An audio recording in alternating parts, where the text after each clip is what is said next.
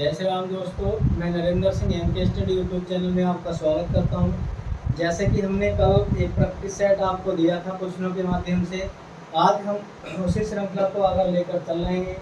जैसे हम आपको न्यूमेरिकल टाइप के क्वेश्चन प्लस पेडागोजी के सेक्शन के क्वेश्चन लेकर चल रहे हैं। आगे क्वेश्चन स्टार्ट करते हैं। देखिए जो आगे क्वेश्चन में कह रहा है, क्वेश्चन में पूछा गया है आपसे, क्वेश्चन नंबर 1 है आज का, वो कह रहा 509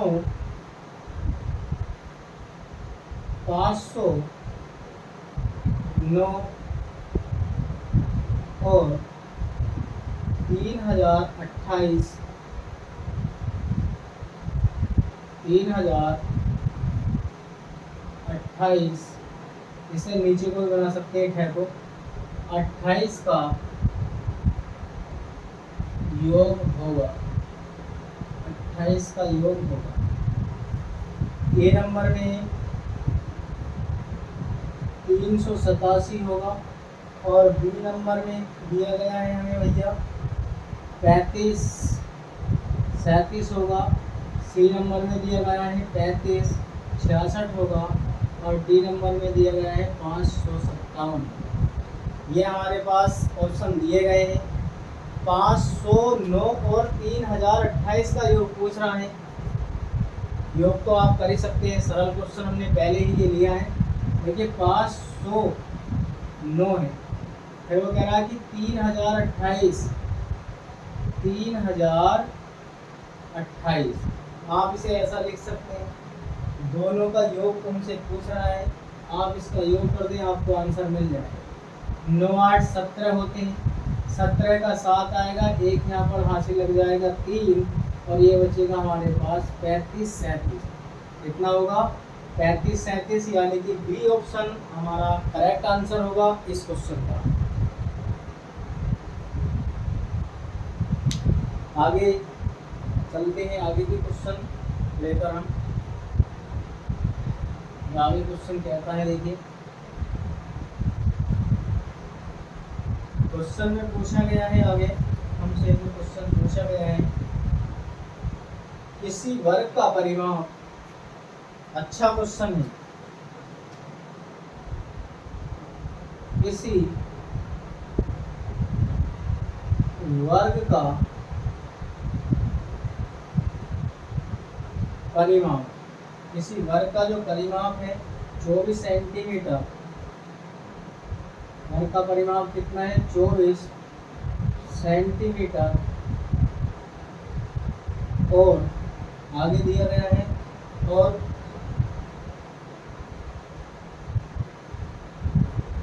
और किसी आयत की लंबाई 8 सेंटीमीटर है। किसी आयत की लंबाई कितनी है? 8 सेंटीमीटर है। यदि वर्ग और आयत के परिमाप बराबर हो तो, वर्ग और आयत का परिमाप बराबर हो तो, आयत का क्षेत्रफल हो तो, आयत का क्षेत्रफल होगा या क्या होगा? या होगा एक ही बात है। ये हमसे पूछा गया। देखिए पहले ऑप्शन में दिया गया है, ए ऑप्शन में हमें दिया गया है 36 होगा, बी ऑप्शन में 24 होगा और सी ऑप्शन में हमें दिया गया 32 होगा और डी ऑप्शन में दिया गया 64। ये हमसे पूछा गया है क्वेश्चन। अब देखिए क्वेश्चन को करने के लिए सबसे पहली बात तो ये है कि हमसे पूछ रहा है कि दोनों के बराबर हो। यदि हम दोनों को बराबर रखें तब, तो यहाँ से परिमाप की बात कर रहा है। आप परिमाप इसमें से निकालें। देखिए जो वर्ग का परिमाप होता है, वर्ग का परिमाप क्या होता है हमारे पास? वर्ग का परिमाप, और वर्ग का परिमाप हमें दिया गया है 24 4 दिया गया। ये होता है 2l plus b equal to 24 है। आप इससे इसे काट सकते हैं, कितनी बार जाएगा 12। एल की जो वैल्यू है, हमें एल की वैल्यू दी गई है कि लंबाई कितनी है 8 सेंटीमीटर, क्वेश्चन में दे रखी है 8 सेंटीमीटर है। 8 प्लस के बी आएगा इक्वल टू 12 और बी बराबर 12 माइनस 8, तो बी की वैल्यू आ गई 4 सेंटी। बी की वैल्यू हमारे पास कितनी आ गई 4 सेंटीमीटर। अब आयत का क्षेत्रफल की बात करें, आयत का हमें कोई क्षेत्रफल दिया नहीं गया है, तो अब आयत का जो क्षेत्रफल होगा वो क्या होगा देखिए। हाँ, आयत का क्षेत्रफल कितना होगा, इसमें क्वेश्चन में हमें दिया गया नहीं था कुछ। जी हाँ, आयत का क्षेत्रफल हमारे पास होता है, आयत का क्षेत्रफल बराबर होता है एल बी लंबाई गुणा चौड़ाई। अब चौड़ाई हमारे पास 4 आई है और लंबाई हमारे पास दी गई है कितनी 8, तो 8 गुणा लिखेंगे 4 और बराबर में हो जाएगा 32। ये सेंटीमीटर या वर्ग सेंटीमीटर हमें ऑप्शन में नहीं दिया गया, ऑप्शन में केवल हमें 32 ही दिया गया। मेरी बात समझ में आई होगी। ऐसा क्वेश्चन परिमाप वगैरह से ऐसा कोई ना कोई क्वेश्चन आपको निश्चित मिलेगा, संख्याओं से मिलेगा। सभी टाइप के क्वेश्चन मैं आपको करा दूंगा, जिस टाइप के क्वेश्चन आपको पेपर में ज़्यादा से ज़्यादा देखने को मिल सकते हैं। उम्मीद है कि क्वेश्चन आपको समझ में आया होगा। इस टाइप से आप क्वेश्चनों को करें। देखिए आगे क्वेश्चन है, क्वेश्चन पूछा गया है, संख्या दी है हमारे पास, संख्या कितनी दी गई है 12 345 में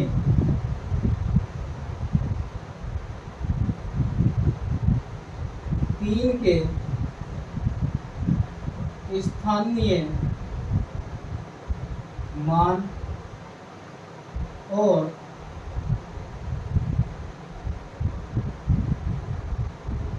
अंकित मान का अंतर क्या होगा। यह हमसे क्वेश्चन में पूछा गया है कि 3 का अंकित मान और स्थानीय मान का अंतर क्या होगा, ऐसा पूछा गया है। ए ऑप्शन में दिया गया है 295 होगा, बी ऑप्शन में दिया गया है 297 होगा, सी ऑप्शन में 0 और डी ऑप्शन में दिया गया है 305 होगा। यह हमारे पास दिया गया है। देखिए आप क्वेश्चन में एक क्वेश्चन आपको प्राइमरी सीटेट में स्थानीय मान और जातीय मान निकालने के लिए जरूर आएगा।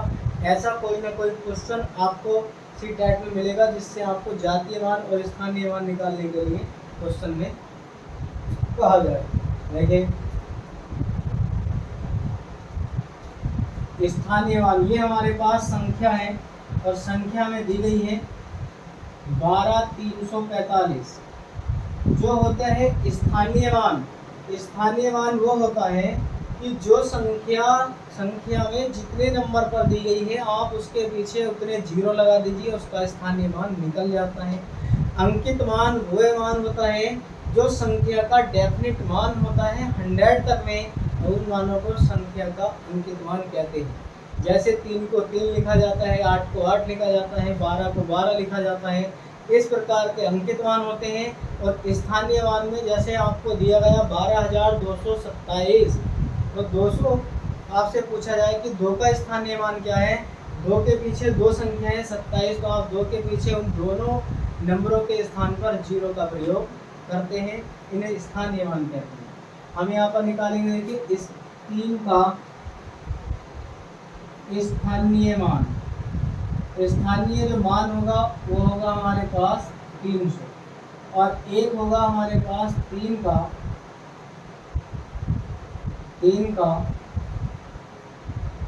अंकित मान, और जो अंकित मान वो होगा हमारे पास कितना 3। और दोनों का अंतर हमसे पूछ रहा है कि इन दोनों का अंतर क्या होगा।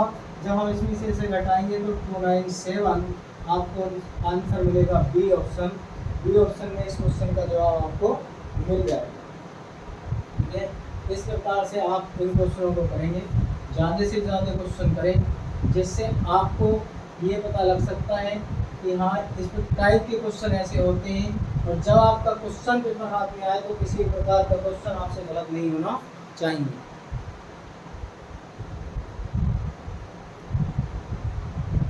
आगे क्वेश्चन देखिए, आगे क्वेश्चन दिया गया है, बहुत अच्छे अच्छे क्वेश्चन, स्मार्ट क्वेश्चन हमारे सीटेट में बनते हैं। इसमें क्वेश्चन में क्या कहा गया है, देखिए क्वेश्चन है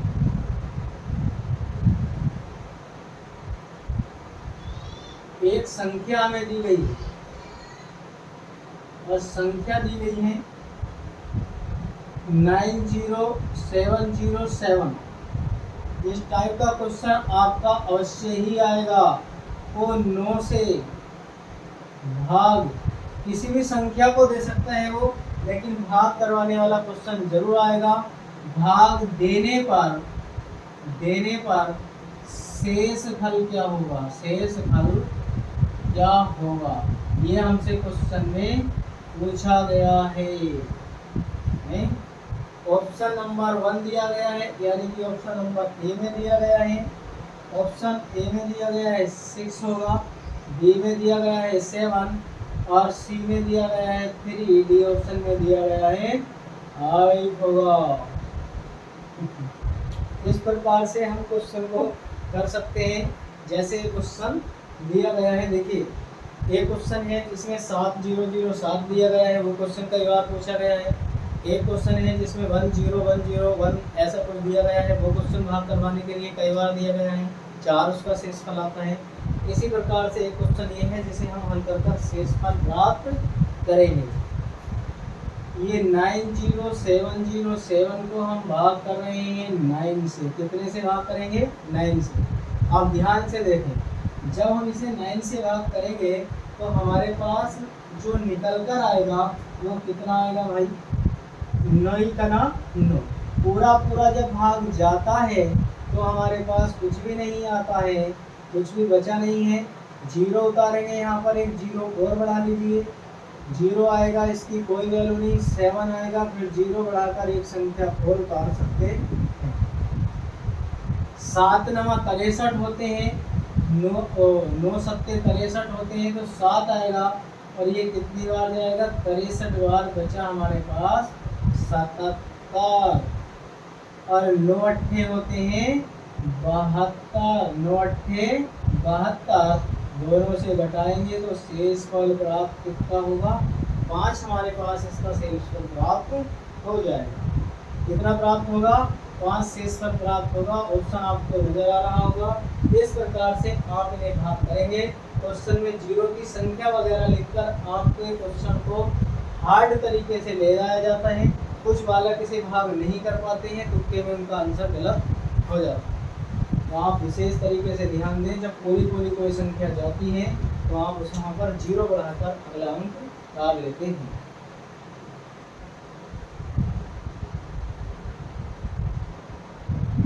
आगे क्वेश्चन की तरफ चलते हैं। अगला क्वेश्चन क्या पूछा जा रहा है, देखिए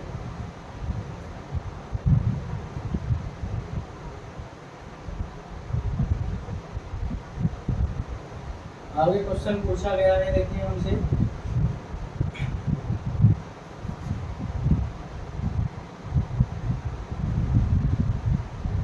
क्वेश्चन पूछा गया है, अच्छा क्वेश्चन है, बहुत अच्छा।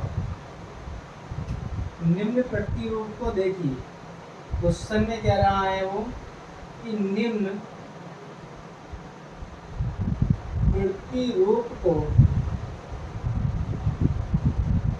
देखिए, ऐसा क्वेश्चन में कहा गया है। क्या है प्रतिरूप, हम क्वेश्चन लिख रहे हैं आपके सामने। 9 -1 को भाग की गई है 8 से, तो बराबर में 1 आया। 9 माइनस फिर 2 को भाग अगर की गई है 8 से, तो 1 2 आया है। इसी प्रकार से 9 - 3 कर भाग की गई है 8 से, तो बराबर में 1 2 3 आया। क्वेश्चन में यहाँ पर और भी कुछ है। 9 8 है और ये दिया गया है भैया, ये हमारे पास 987 दिया गया। आगे 9876 को 4 से भाग कर हमारे पास 1 2 3 4 है। ये क्वेश्चन में हमसे कहा गया है। अब इसी प्रतिरूप के अनुसार क्वेश्चन में पूछा गया है, इसी प्रतिरूप के अनुसार हमसे पूछा है क्या, देखिए 98764 को कितना घटाकर 6 घटाकर और 8 से भाग करने के लिए कहा गया है हमसे। 6 को घटाकर 8 से भाग कर हमें क्या प्राप्त होगा, ये हमें जवाब देना। ध्यान से आप क्वेश्चन को देखें, एक अच्छा क्वेश्चन है, अच्छे क्वेश्चन की आधार पर ये क्वेश्चन लिया गया है और बहुत ही अच्छा क्वेश्चन हमें इसमें दिया भी गया है। क्या क्या क्वेश्चन में कहा गया है, आप क्वेश्चन की पूरी बात सुने और क्वेश्चन को हल करना प्रारंभ करें। देखिए क्वेश्चन में हमसे उसने ये कहा, यदि हम 9 में से 1 घटाते हैं, 8 से भाग करते हैं, 1 आएगा। ये बिल्कुल बात सही है यहाँ तक की। लेकिन जब आगे को हल करते हैं, यहाँ पर माइनस हमसे छूट गया है भाई, ये माइनस का चिन्ह है यहाँ। जब हम इसे आगे हल करेंगे तो देखिए ये 12 आएगा। जब इसमें से इसे घटाएंगे तो ये 1 2 3, ये क्रम में संख्याएं चल रही हैं।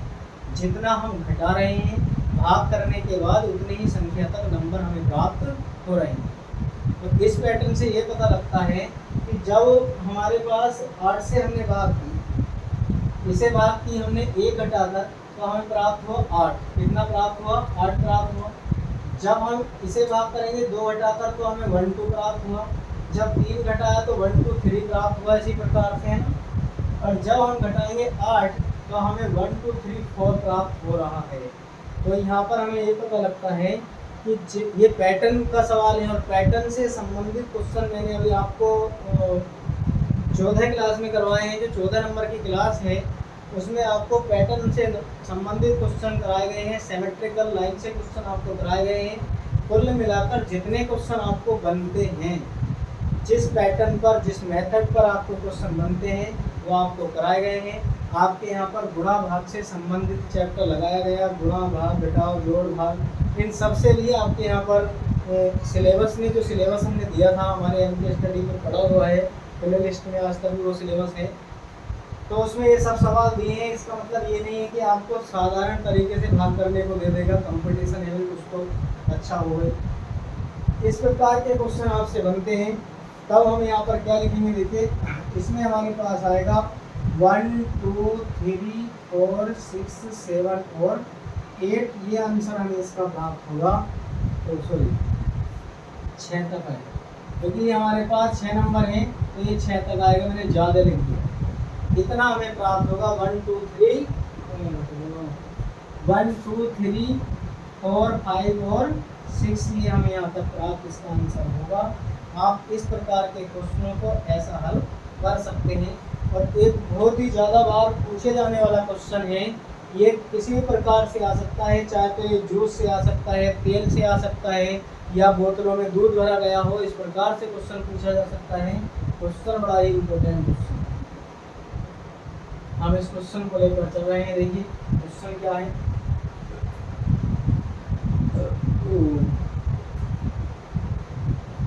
क्वेश्चन है एक बोतल में 750 मिलीलीटर 750 मिलीलीटर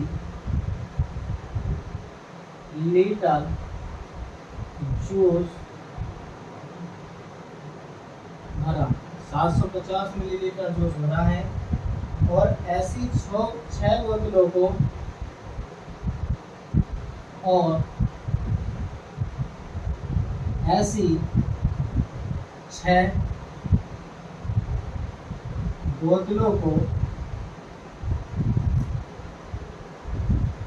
एक कार्टून में रखा गया, कार्टून में पैक किया गया है, कार्टून में पैक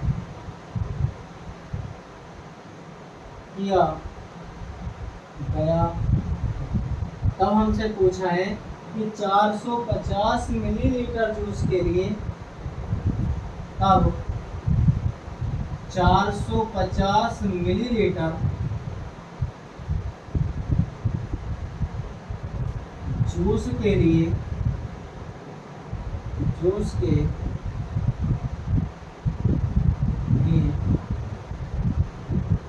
कितने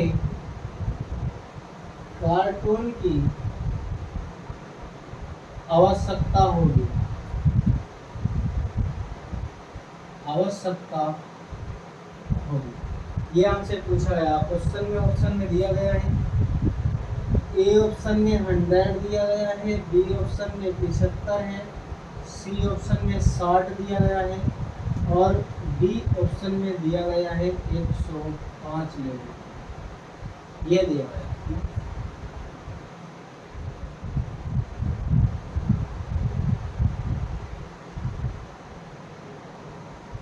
क्वेश्चन को ध्यानपूर्वक पढ़ें, क्वेश्चन की बात सुने, क्वेश्चन हमसे क्या कहना चाह रहा है, तब हम क्वेश्चन को बहुत अच्छी तरीके से कर सकते हैं।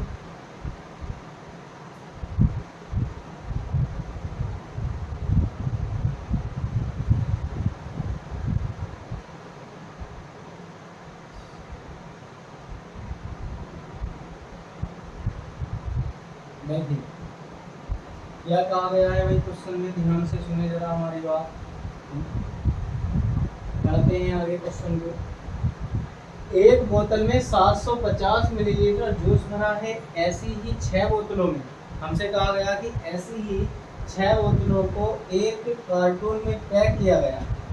एक बोतल में कितना 750 मिलीलीटर जूस है और ऐसी 6 बोतलों को एक कार्टून में पैक किया गया है, जिसमें से 450 मिलीलीटर जूस के लिए कितने कार्टून की आवश्यकता होगी। कार्टून का मतलब पैकेट वगैरह कोई होगा बोतल का, ऐसा हमें दिया गया है। क्वेश्चन को हल करना प्रारंभ करते हैं भाई, चलिए आगे देखिए।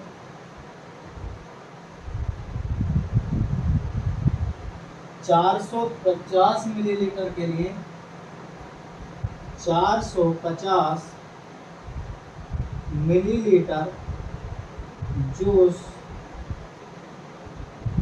के लिए, मिलीलीटर जूस के लिए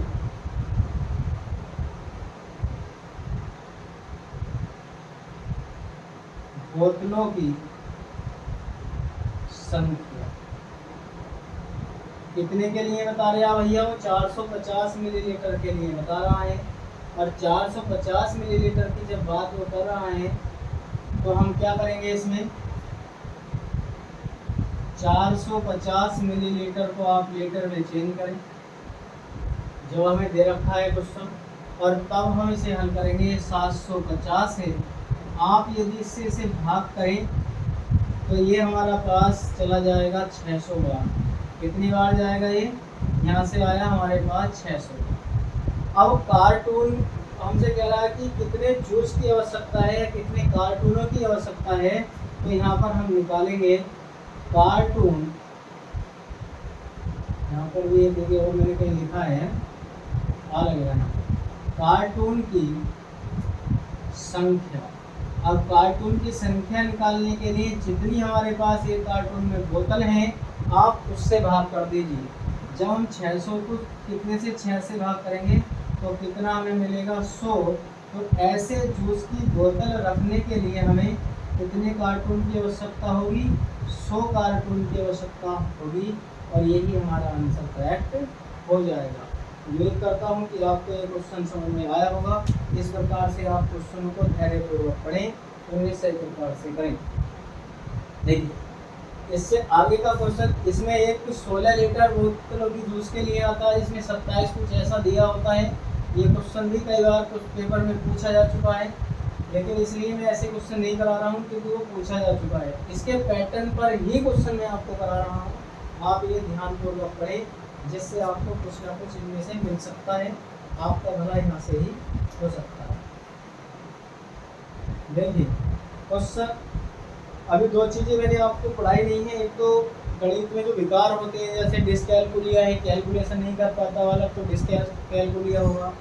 मौखिक है, मूसिक है, निवल भर का अफेजिया, इस तरह के डिस्फेजिया, या कान से नहीं सुनाई देता है, तो इस तरह के जो विकार हैं ये विकार आपको लिखवा दिए जाएंगे और 1 नंबर तो आना ही आना है। गणित के संबंध में पूछा जाएगा तो डिसकैलकुलिया आंसर उसका होगा। ऐसा आपको एक क्वेश्चन निश्चित रूप से आएगा। और एक एनसीएफ 2005 दिया गया है, न्यू एजुकेशन पॉलिसी दी गई है, मैं इन्हें आपको पढ़ा दूंगा और इनसे भी आपको क्वेश्चन मिलेंगे। न्यू एजुकेशन पॉलिसी से भी आपको क्वेश्चन देखने को मिल जाएगा। जो हमारे पास नई शिक्षा नीति है उससे भी आपको क्वेश्चन देखने को मिलेगा। देखिए जो क्वेश्चन है, क्वेश्चन में क्या दिया गया है इसे देखें आप ध्यान से। राष्ट्रीय पाठ्यचर्या, राष्ट्रीय पाठ्यचर्या के रूपरेखा 2005 की रूपरेखा 2005 के की 2005 पाठ्यचर्या की रूपरेखा 2005 अधिगम के रचनावादी उपागम पर, अधिगम के रचनावादी उपागम पर बल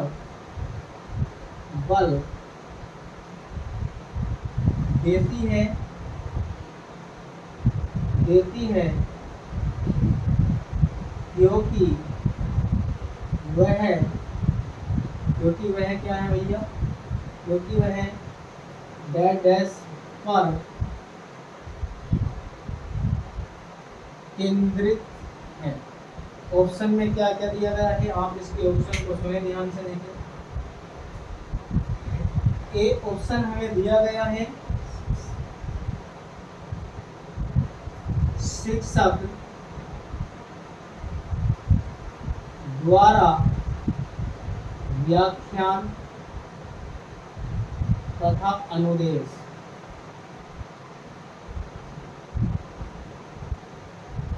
बी ऑप्शन में हमें दिया गया है परिभाषाओं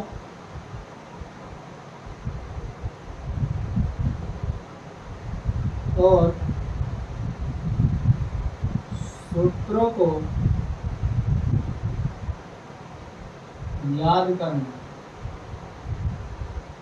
और सी नंबर में है, जो सी ऑप्शन है इसका नियमित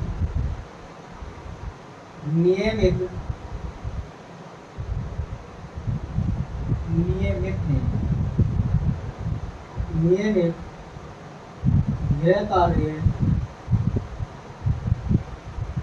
जमा कराना।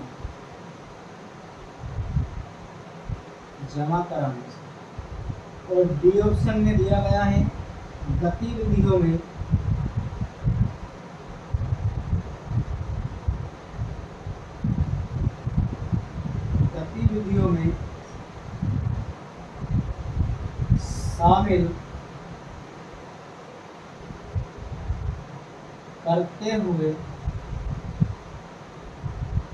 शामिल करते हुए शिक्षार्थियों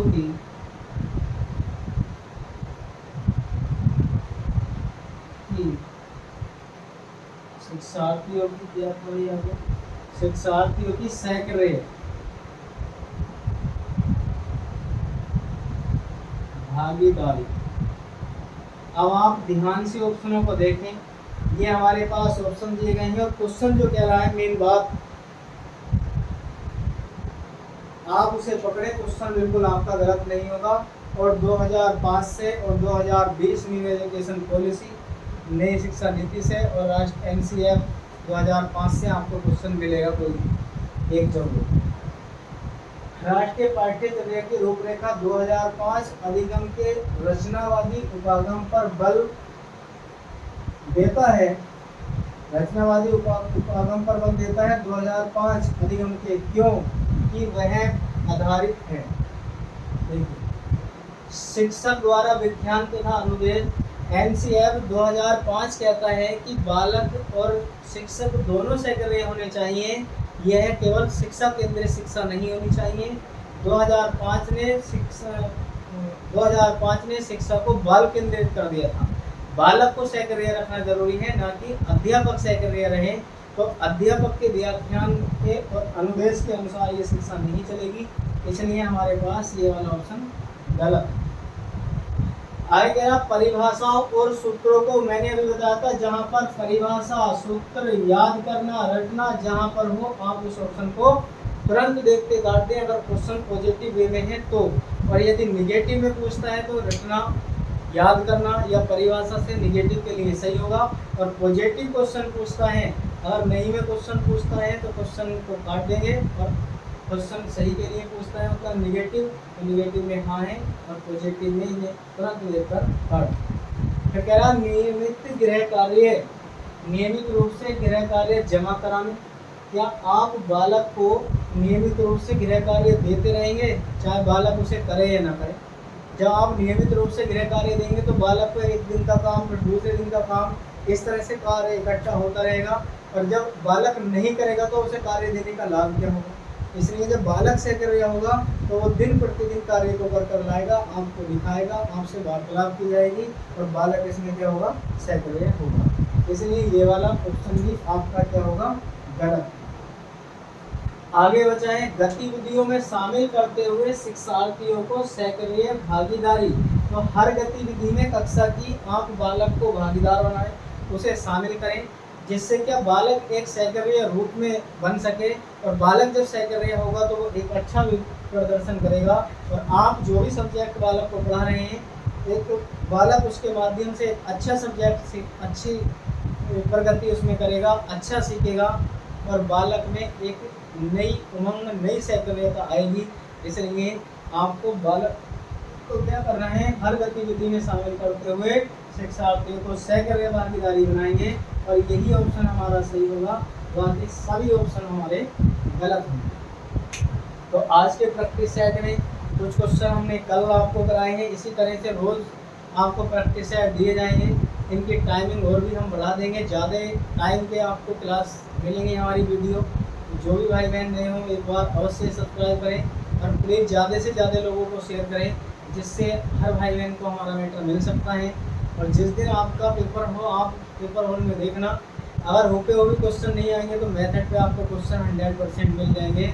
आपको बहुत अच्छा परफॉर्म जो पैटर्न आपको दिया जा रहा है, ये पैटर्न बहुत ही एक जो भी आप सीटेट देंगे, सीटेट के लिए बहुत अच्छा आपको कार्यफुल होगा, बहुत अच्छा हेल्पफुल होगा, जिसमें ज़्यादा से ज़्यादा आपको क्वेश्चन मैथ में कर सकते हैं। और मैथ किसी भी परीक्षा में हो, मैथ की वजह से, मैथ एक ऐसा सब्जेक्ट है जिसकी वजह से हर वाला पीछे रह जाता है। तो आप जो भी हमारे एमके स्टडी से जुड़े हैं, आपको पीछे नहीं रहना, आगे निकलना है और से बेहतरीन करना है। इसलिए हम ज़्यादा से ज़्यादा प्रयास कर रहे हैं। पिछली क्लासों में मैंने आपको सारी चीज़ें बढ़ा दी हैं, एमके स्टडी पर आप जाकर देखें। Full pedagogy plus numerical pattern पर क्वेश्चन, सिमेट्रिकल लाइन या जो भी बचे हुए हैं वो भी आपको करवा दिए जाएंगे। आपने विशेष कर देखें क्लासों को। और आज के लिए इतना ही। जय हिंद।